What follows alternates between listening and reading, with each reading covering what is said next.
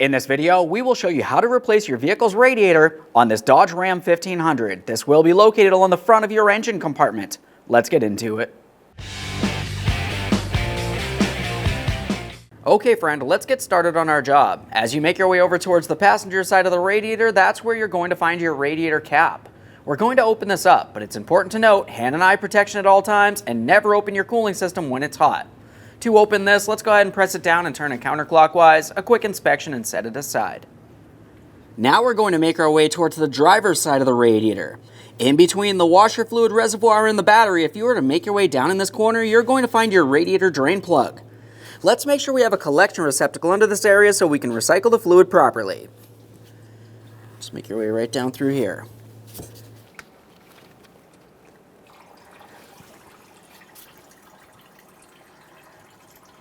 Now that the coolant is finished draining, we'll make our way back down to that drain plug and close it off.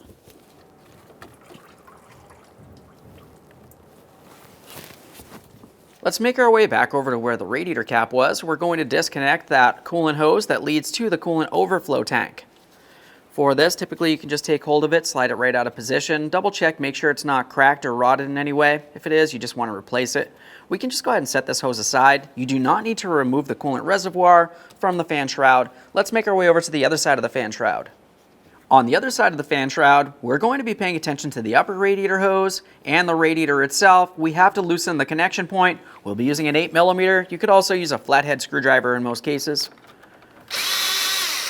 Just want to try to loosen up that clamp enough that we can remove the hose from the radiator. Once you have that slid off of there, a quick inspection, soft and pliable, that feels good. Set that hose aside. Now let's start removing the washer fluid tank from the fan shroud. We'll make our way all the way down along the bottom of the washer fluid tank. In this area, you're going to find a small wiring harness and a washer fluid hose. Keep in mind, any fluid that you have in the washer fluid tank will make its way out. Have a collection receptacle handy so you can recycle or reuse the fluid as necessary. Just going to take hold of this, slide it off of there. A quick inspection of our hose. If you have any small rubber covers, you can try inserting that. Typically it will help. Now let's continue on to that wiring harness. For the wiring harness, I'm just going to carefully pry that out of place, being extremely careful not to cause any damage to that wiring harness or that washer fluid pump. You can use a small screwdriver, pretty much anything you got for a prying device. Just pull that off of there. Quick inspection for corrosion of any wiring harnesses that you do remove along the way. Go ahead and set that aside.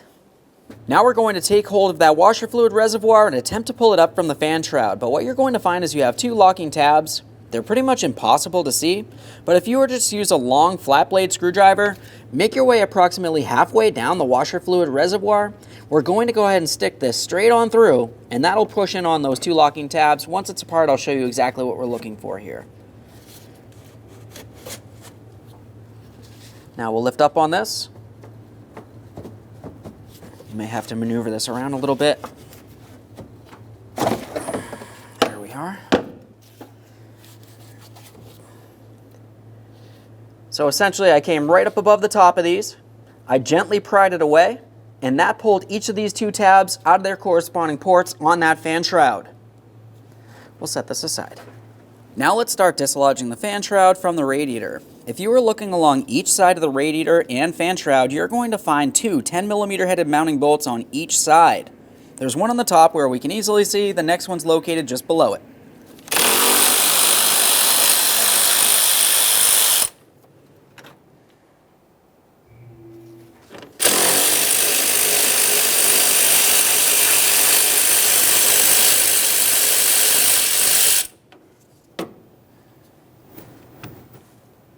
Get the ones on the other side here.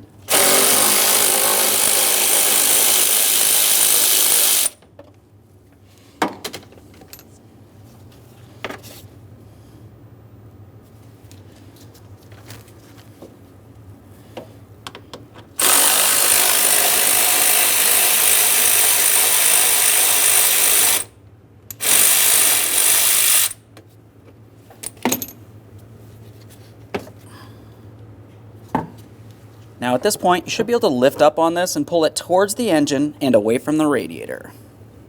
Move your coolant collection receptacle underneath the lower radiator hose, which is located on the passenger side lower aspect of your radiator.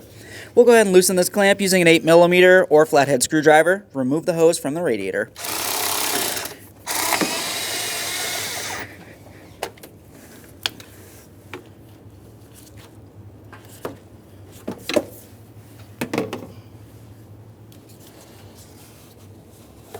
There we are.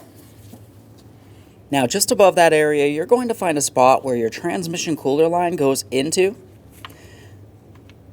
Use a 3/8 transmission line removal tool. We're going to carefully slide this over this area and slide it into this portion of the transmission line. Continuing on from there, once it is pressed in, you want to take the line and attempt to press it towards the tool. Just slide this right over here. Now I'm going to press this in. Press the line over. That should unlock the ears. Now we should be able to pull this out of place. This can take several attempts.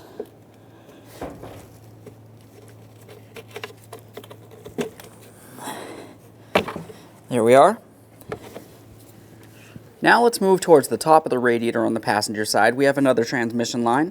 This one's going to be a little bit different to remove. We'll be using an 18mm. Go ahead and turn this counterclockwise to remove it from the radiator. A quick inspection and we'll set it aside.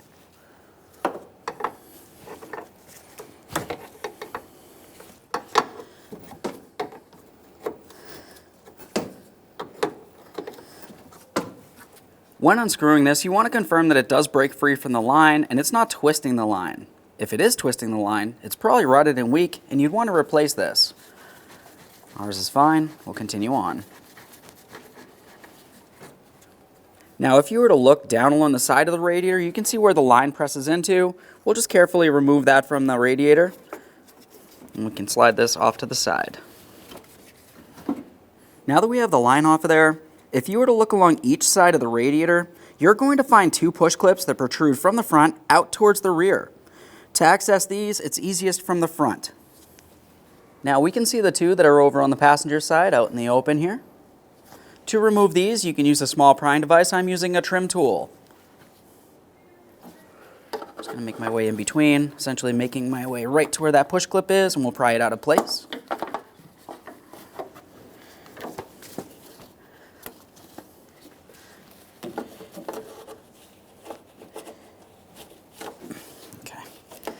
That one didn't come out the same, pretty much pulled through. That's common as well. Just go ahead and tuck that aside. We can remove it from the radiator. Make sure it is reusable. We'll use it in the new radiator.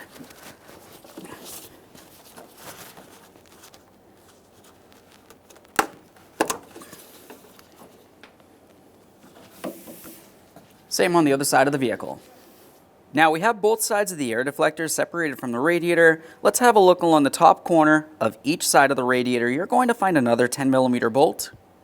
We can remove that mounting bolt.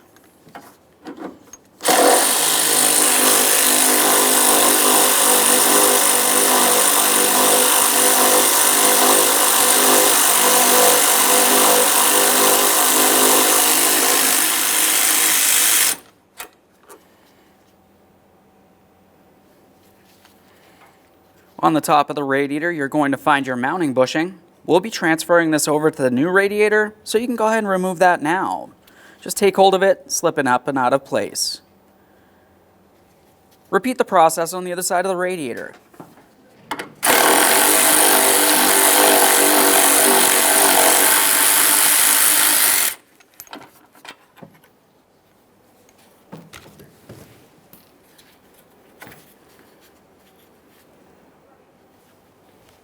Go ahead and take hold of the radiator and remove it from the vehicle. Keep in mind it could still have some coolant in it. Be careful for that.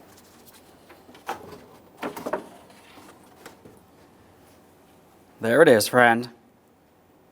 Along the bottom of the original radiator, you're going to find a couple rubber mounts. We want to remove those. A quick inspection, make sure they are reusable. We're going to transfer these over to the brand new radiator. There's one on each side.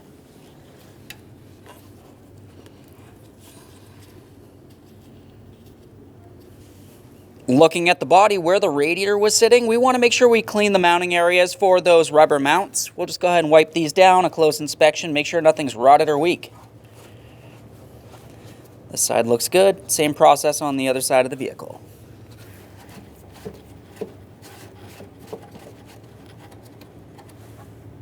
On the passenger side, we have our transmission cooler line. Just go ahead and have a quick look inside the fitting here.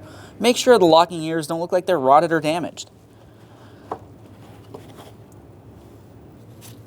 And then just a quick wipe along the top mounting points as well. Now let's prepare our brand new Radiator 4 installation. I have this tipped on its side, so we're only looking at one side of the radiator. We should have a small rubber grommet that fits in this area and it slides down into the body of the vehicle. We'll go ahead and slide that right into place now. You can use some lubricant here if you need to. Typically it should just slide right on. Now let's move along to the upper portion of the radiator here. This is where the upper radiator hose might be, or even where the radiator cap would be. When installing this bushing, we want to make sure we have it in the proper orientation. If you were looking inside where the mounting port is, you're going to find that one side has this flat area, kind of like a washer, and the other side does not. We're going to have the washer side of this up towards where the body of the vehicle will be, or that crossbar. So I'm going to put it in this position because we're looking along the back side of that radiator. Slide that right inside there. You can maneuver it around as necessary. At this point, go ahead and complete this process on the other side of the radiator and we can get this in the vehicle. Now, as we start bringing the radiator into position, we're trying to align the two rubber mounts on the bottom of the radiator with their corresponding ports on the body of the vehicle. You can see one all the way down here on the driver's side. The other one's over towards the passenger side in essentially the same spot. Let's go ahead and start bringing this down and we'll align the upper mounting point as well.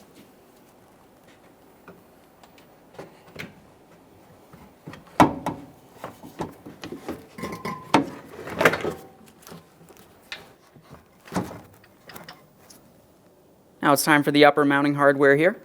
Just get this aligned with its mounting port. Start it in. Now let's do the same to the other side. They're both started in. Let's snug them up.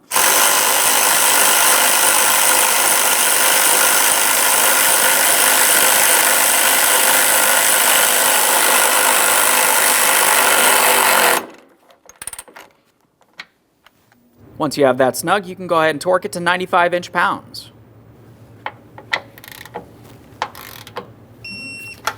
Repeat the process on the other side. After completing that, we're paying attention along the front of the radiator. We have our air diverters. We want to make sure we have these pressed in their corresponding areas. We just have some small push tabs. Go ahead and line them up, press them in.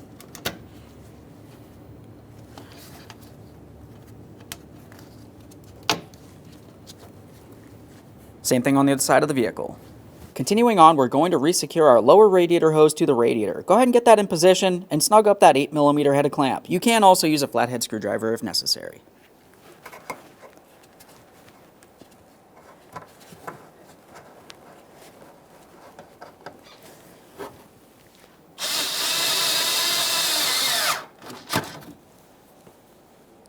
Let's make sure that's nice and snug.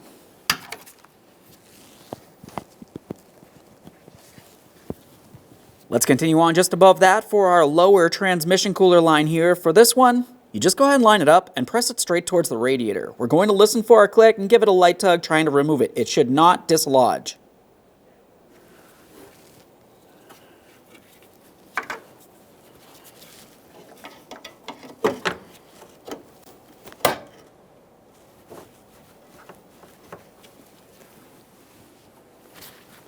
Just wipe down the area.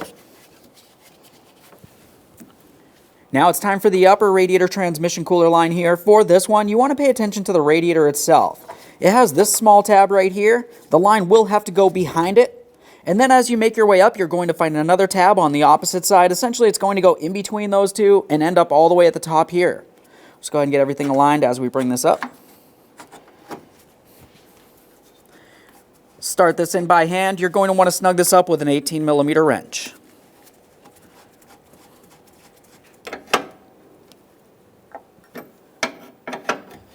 Okay, right there, it feels like it wants to bottom out. I'm just going to take this a little bit further here just to make sure it's completely seated. We do not want to over-tighten it and break anything. Double check, make sure you're routed properly. Moving along, it's time for the fan shroud.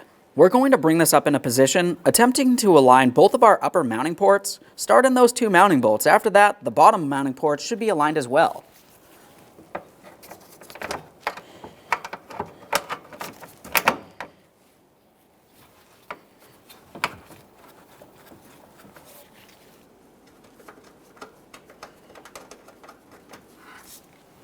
They're all started in, let's snug them up. For these, just make sure they're tight.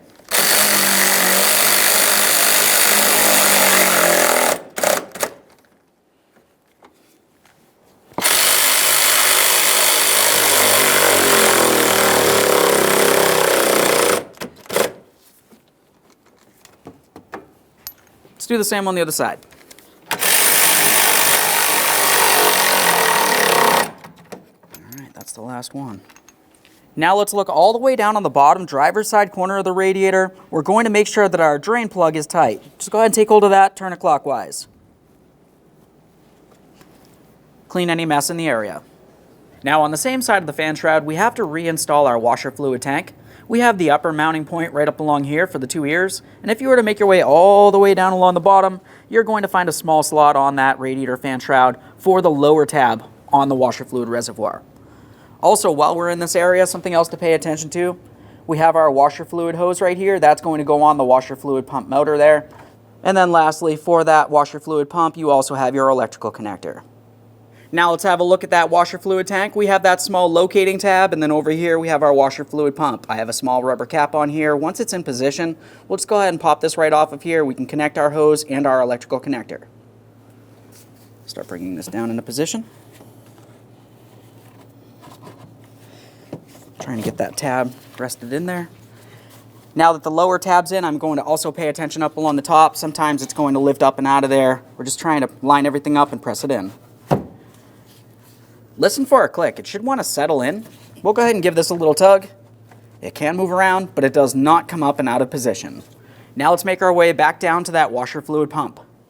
Make sure you have your collection receptacle under this area. Pop this off of here.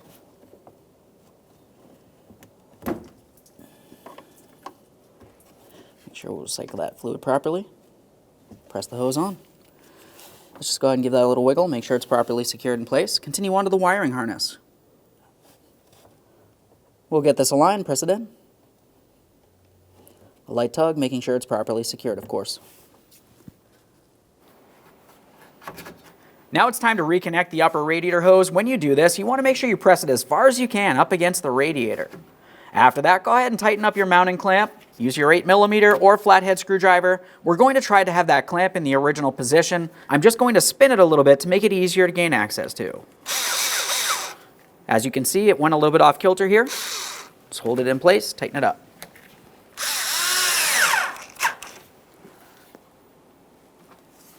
Now let's make our way over to the other side of the radiator now. We have our coolant overflow hose. We'll just go ahead and slide this right over the small tab that's on that radiator. Press it on there as far as possible. A light tug, making sure it's properly secured. If it does slide off for any reason, go ahead and use a wire tie or a small clamp. This feels good. Now let's move along the passenger side top of the radiator. Right where the radiator cap should be is where we're going to fill our cooling system. It's common for people to have one of these funnels. You can easily just push this into position, find the right adapter that fits on top of the radiator. Now once you have that in place and it's secure, you'd want to continue on with some brand new coolant. We're going to start filling up the coolant system through this area. What you'll do is you'll continue topping it off until it stops wanting to make its way down and it's sitting right about here. After that, go ahead and start up the vehicle, let it run for a short while and get up to normal operating temperature. While this is happening, you're going to find that a whole bunch more air bubbles make their way up and through here and coolant will make its way down and into the system. So continue topping it off. Now, once you've run it to the point that there's heat coming out of the vents, your thermostat should be opened up. At that point, the coolant started flowing through the system. You just want to go ahead and check this one last time, and then you can turn off your vehicle and replace your radiator cap. Now we're adding the manufacturer's specified coolant.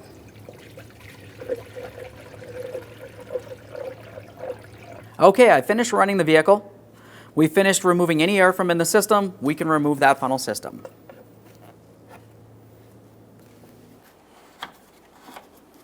Remove the adapter. Now I'm going to install my radiator cap. The radiator cap that I have has a release valve, so I have that in the upright position. Otherwise, if you don't have a release valve, you don't have to worry about that. We'll just continue on to aligning this with the radiator. We're going to turn it clockwise, locking it in. Since I do have the release valve, I'm just going to put that in now. Now that we have the radiator cap back on, you're going to want to check the transmission fluid. This is going to be done while the vehicle's engine and transmission is still warm, the vehicle running, and on a flat level surface. I have it off right now so you can hear me. We'll go ahead and take out that transmission dipstick and have a peek at the very end.